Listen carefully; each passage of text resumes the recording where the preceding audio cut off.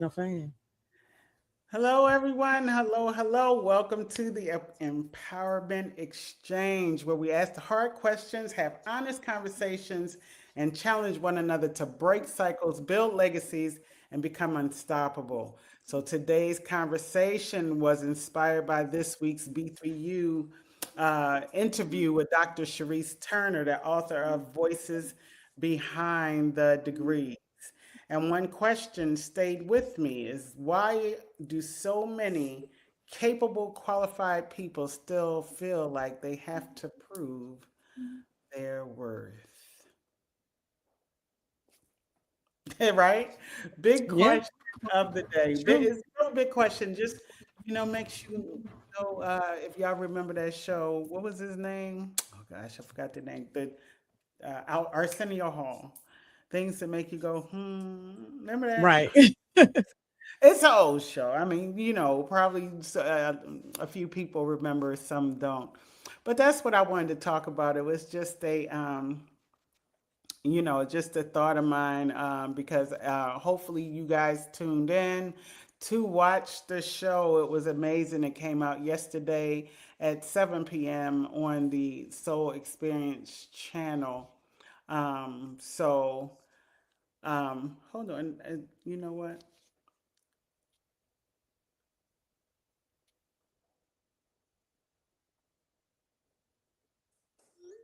Let me get Dr. Cherise on the line. She is actually asking, where are we? So I'm trying to get that to y'all. Give me 1 second. Y'all just hold on, hold what you got, and then see if more viewers come on. Pat, you let me know if we get some more viewers. I guess I sure will. as we do this. Oh wow, look at there. Dr. Turner. Calling Dr. Turner. Yeah, right. Uh, I am trying to see where she is. Where is she?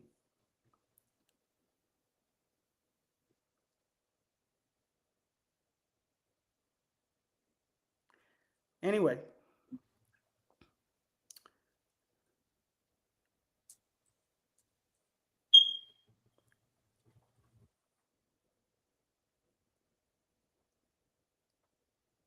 okay. So as we continue on, and hopefully Dr. Turner will join us, but I want to go ahead and continue the conversation, right? Why do we feel the need to prove ourselves? And Pat, why do you think so many people feel like they are never enough? Like, is it something you think starts in childhood, or does it develop over time? That was my question. That when you look at all the qualified people, it's well, just looking at myself, it's like, man, I still feel like I have to prove myself when I walk in. Today was an amazing day at also at the graduation that I spoke at today, right, which was an amazing thing. Went really well. And I still felt like I had to prove myself. Like, these are people I've known for years, but of course, they knew me as a soldier, know what kind of leader I was, and I still felt like I had to prove myself even outside of, like the new me. Now this is the continuation of Bree. Now I gotta prove myself again. What do you think, Pat? What are your thoughts? Um, I think there's a lot of things behind people feeling the need that they have to prove themselves. I think a lot of it comes from society in a whole.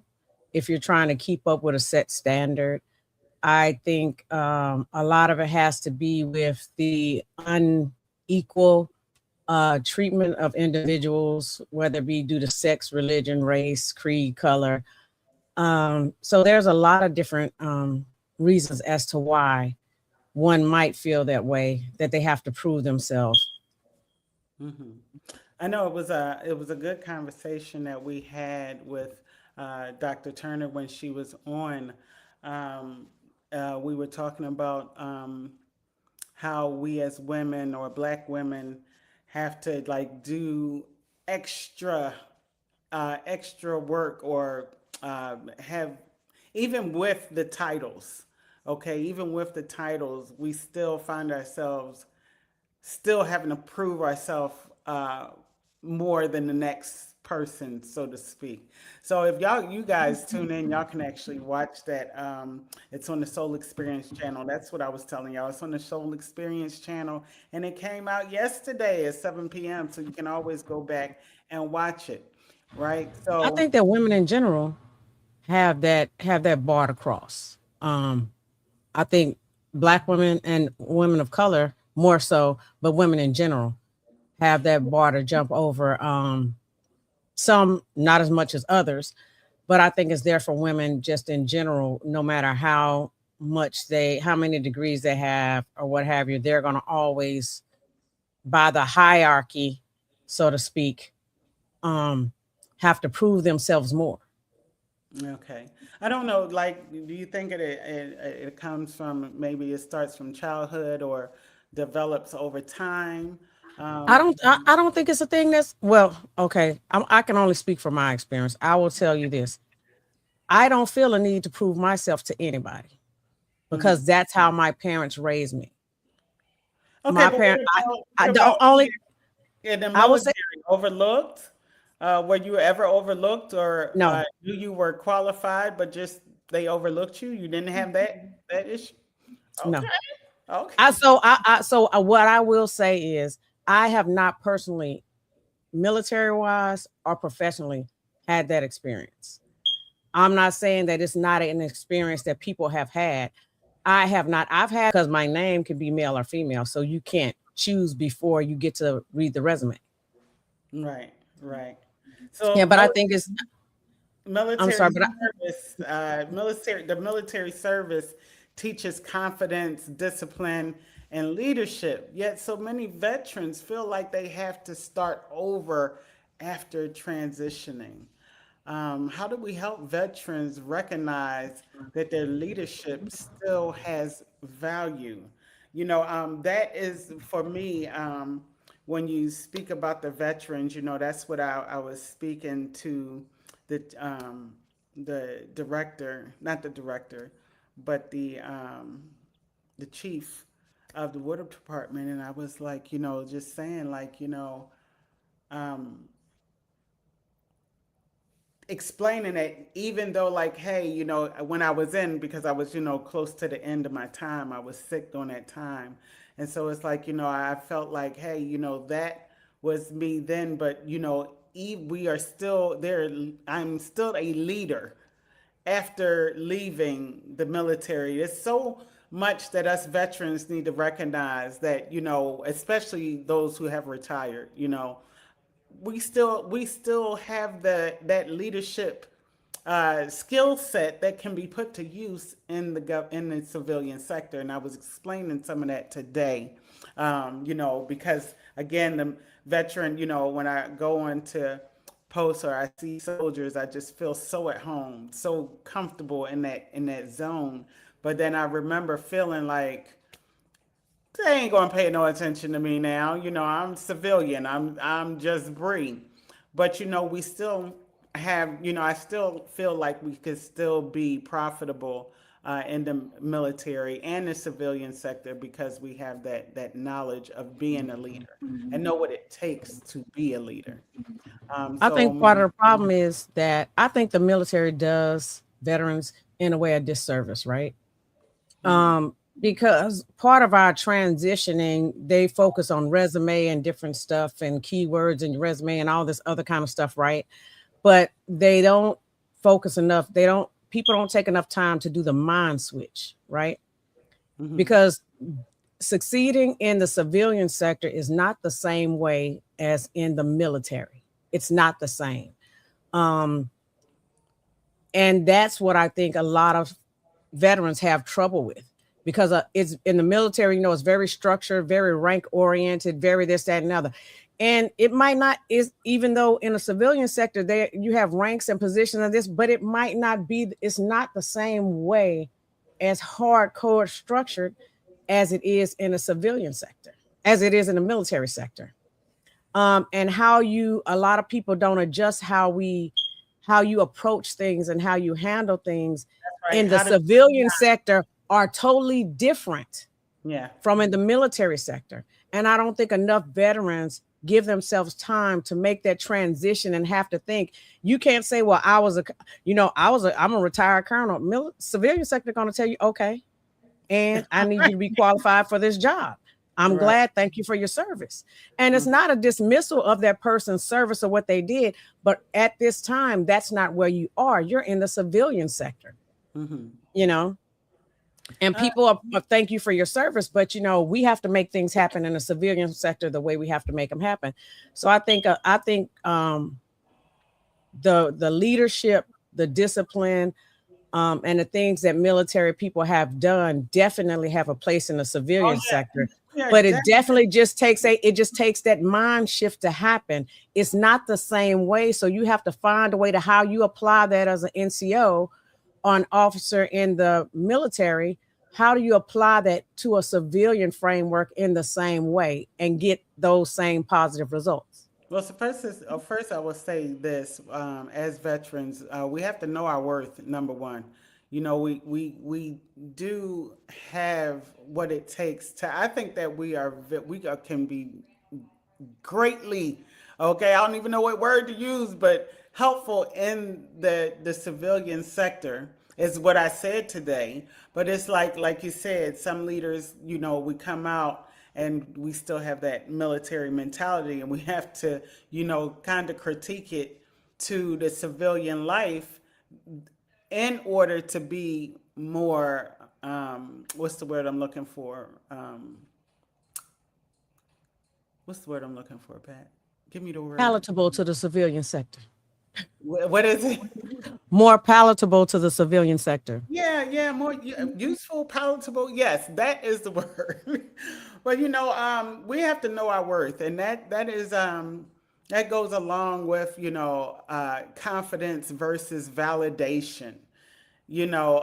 Especially I think that when we come into I remember I worked at the airport, and I loved working at the airport. That's dumb, Instead of saying, "Hey, maybe you could do it this way," explain something, write something out. We have to just, and sometimes we just silence ourselves. But I think that confidence versus validation, self-advocacy versus arrogance, right? Right. Because the thing about it is some people are arrogant, but at the end of the day, like my parents always taught me, right, that you have to know who you are no matter where you are, whether you're in the military or civilian sector, whether you're a male or a female, it doesn't matter. Your value or your self-worth cannot come from the outside. It has to come internally from inside of you. Right. And I tell my kids, as long as you can stand with yourself and Jesus Christ, you are in a good position because you're not feeding on what other people think or feel about you. Because what other people think and feel about you really is not your business. That's right. What's your business is how you think and feel about yourself. Because those who are worthwhile, they will see your work. People can only overlook you for so long. That's right. Because when you step back and you don't do, it's going to be felt. Say sometimes, people may not feel you while you're there because they overlook it. But as soon as you step back and you're gone, they're going to miss you. They're going to feel that emptiness, And so I think too many kids and too many people as we go around in the world, we're looking on the outside. Well, we got to wear what Jane has. We got to do what Jim does. We got to drive the car so we can impress the outside people. We got to have this house. We got to do this and we got to do that. And no, you just have to be happy within yourself. You don't have to care about anybody, what anybody around you thinks. Are you happy with you? If the answer is yes, then you're good. If the answer is no, then you need to do what it takes to get happy with yourself, because that's the opinion that matters the most, is you to you, Yeah. not you, not what everybody else thinks of you, but you to you. And not enough people believe in themselves. And I'm so glad I was blessed with two amazing parents and an amazing family network that they beat that in my head and in my siblings' head. They let us know. You know, my mom's and dad's thing was you need to be able to talk to people whether you're in the outhouse or the White House. Right. You need to be able to hold your own. That's right. So waiting for permission will keep us stuck, you know, and the importance of mentorship, boundaries, and speaking up all go together, as you know we're talking about now. So I want to ask our audience, for those who are viewing, when did you finally realize your value? I wonder is I wonder if Dr. Turner is on here yet. But you know, she brought up a good point on her interview, was that she knew her worth, she knew her value, and she refused. I mean, she what, 5 degrees was it? Just I just her look, she is also the author of the week. Okay, and just simply amazing, to know that you have all those degrees and yet you were still undervalued. Like, how do you respond? How do you bounce back from that? Some of us just some people would have just have taken it, you know. Some men don't stick up for themselves, don't use their voice. So you know, That's again, I'm true. not going to spoil too much for the audience. You got to go and watch the show, but Definitely. That was an amazing it was an interview. amazing video. But my question to the audience is, when did you finally realize your value? And what advice would you give to someone who's struggling believing in themselves? This is the reason why I chose to be a transformational speaker instead of a motivational. You know, motivation, you know, you pumping and priming and you getting everybody riled up, you know, and then it's like you drop them after you leave. It's like they have nothing but that feel good that's going to run out afterwards, right? But it's like transformation gets the person to think. And because if you're telling you, you know, if you're a transformational speaker, whatever you're speaking about, you have already lived. You have already lived that point, that life that you're trying to get people to transform from, right? Most of us anyway. So, you know, the advice that I would give someone who's struggling to believe in themselves is, first, take your eyes off of the next person. You know, look into what, Man your lane. yeah, look what's inside you and say, you know, what can I do better? You know, I can't stay in the stuck place. And regardless of what somebody, if somebody is going to criticize me or critique me, give me a solution. Give me a solution. Don't just beat me down and just leave me there and tell me I'm a piece of Right. crap, I ain't doing Right. something right, or I'm not qualified. Tell me why I'm not qualified. You know, tell me why Tell I'm me not. where I need to improve on, Yeah, tell me or what I need to improve. Yes, yeah. most definitely. Don't just leave me out there to say, oh, well, you're not qualified. We're not what you're looking for. And I give you everything that you're looking for, but you still disqualify me, right? Learn to ask those questions. Stop waiting for someone else to tell you you're enough. Take one action that reflects your worth. Apply for the opportunity, you know, by maybe updating your resume. Ask for the promotion. You know, remembering being a soldier for, I think I was an E5 promotable for 7 years. It was a long time. I was E5 promotable. And I would always be like, oh my goodness, like what more can I do?